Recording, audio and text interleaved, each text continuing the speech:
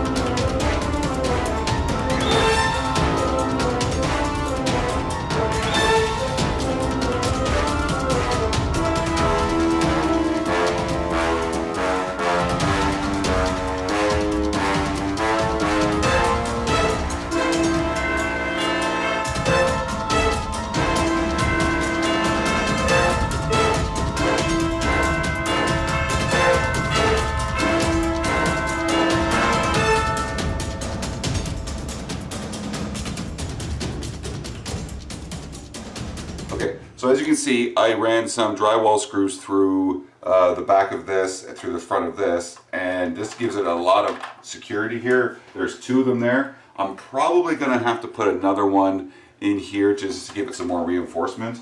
And I want to put all the weight in this one area. And then I just attach it back here, and now you get a good idea of where I was aiming for on his profile. Okay, so that's how it's basically going to be coming right at you. Okay, so that's it for episode 4. Next episode will be about attaching his arms to the back here, and by then I should have a lot more rebuilt and reinforcement here. So thanks for watching, and I hope you have a fantastic day. Cheers.